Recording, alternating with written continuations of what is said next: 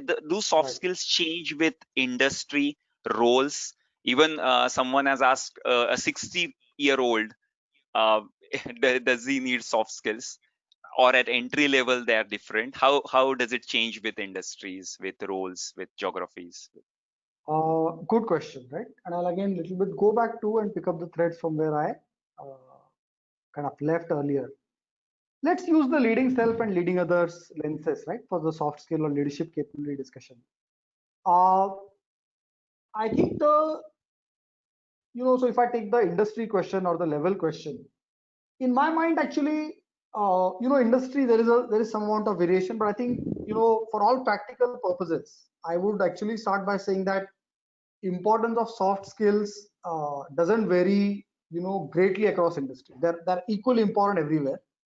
The more there is human, interface. So I just take an example.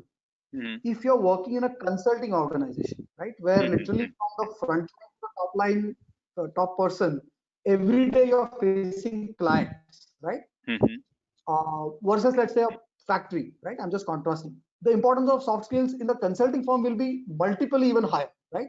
mhm, But I don't want that to say that it is less important in a factory, right? And many of us have worked in the factories, and we know that factories or any business or any team is a human system. mhm. There is no factory in this world that has produced world class results only through technical capabilities. There is not a single factory. You study case studies of any great factory, any great R&D team, any great offshore center team, whatever you take. Like I said, you will see the same thing. The technical skills are great, but that in itself doesn't guarantee great outcomes. Hmm. These places have good degree of technical skills, but phenomenal degree of leadership skills, right? Okay. So the industry variation is minor, if at all, right? So I would say Okay. that greatly important all industries, they're even more important in some industries, right? So I will never say that less important in any industry. That's my answer to the industry question, right? Hmm. Hmm. To the hierarchy question, is importance of soft skill uh, different across the hierarchy in the organization? How important it is in the beginning and how important it is as you become more senior? I think I'll say this. Many of you would have probably seen that there's a very nice graph which is very Mhm. simple to visualize. It just imagine a rectangle with a diagonal drawn right across kind of bottom left corner to the top right corner, and Mhm. that rectangle simply represents the and as you move up the hierarchy, it represents the mix of leadership skills and functional skills, right? So in the beginning, Mhm. you can say that functional skills are far more important. As you start going forward, the importance of leadership skills goes even higher.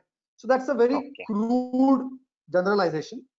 Having said that, I do not want to say that soft skills are of less importance in the beginning. And Hmm. I'll now Hmm. bring in the nuance of leading self and leading others. Leading self capabilities are important throughout your life, Hmm. no matter which stage of your career you're in. In fact, if your intellectual capacity, your emotional capacity, your education is, let's say, the capital that you have, Hmm. the the factor that will decide to what degree that capital actually is deployed and leveraged and Okay. exponentially enhanced is leading self. All the factors of leading self, right? How well do you manage your energy? Are you self-aware? Do you learn? I'll just take an example of learning, and I think we see this very often. What is the biggest thing that comes in people's way of learning? Arshad, any guesses? And that's a critical leading self skill. It's a critical soft skill. Okay. What comes in people's way of learning? Do you want to take a We- try? Why Any don't people learn? motivation? I mean, No, motivation, like, no, no. nothing. Motivation, they will all say, no, I want to learn a lot. Most people say that. Okay. Okay. The biggest thing that we lack is awareness of what we don't have, Okay. or the emotional capacity to admit कि हाँ मुझे नहीं पता है. Hmm. Hmm. Hmm. I'll give an example, and I'm an HR professional like many of you, so I'm sure we often conduct an interview. Often I meet a person and who says, I've worked in this function or this location for 2 years, and the person says, I know everything that is there to know about this function.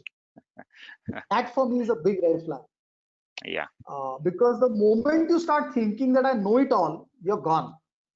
In fact, the great masters of any field. I remember somebody was interviewing Pandit Bhimsen Joshi at the age of 75, and he Oh. said, "मुझे राग भैरव अभी थोड़ा थोड़ा समझ में आने लगा है." Now that's the attitude of a great master, right? Now the leading self capability that Pandit Bhimsen Joshi is displaying is humility and being a lifelong learner. And I guarantee you, talk to any great professional in any field who have accomplished a lot. They are, greedy learners, and they look at themselves very, very critically. They are their own harshest critique. In fact, others may say, "Oh, you have done so well." They say, "No, no, I know I have not even done 70% of what I could have done." So leading self capabilities are equally important at all levels, right? The leading others capabilities actually become exponentially more and more important as you grow in seniority, right? Because Yes. the number of people that you manage, the number of diverse stakeholders that you manage just keeps increasing. And no matter how much of an expert you're of your own field, if you can't manage the environment, can't convince other people of your ideas. And one very other capability that I want to specially highlight here is communication skill. Okay. In fact, I don't remember the verbatim. I think Warren Buffett had said it. He has said this in a written article about this somewhere. Maybe Harshad, you know the reference exactly. But I think he said that at any point of your time, at any point of your life and your career, if you want to make one investment in yourself, that will give you ROI of, thousands of percentage points, is improve your communication skill.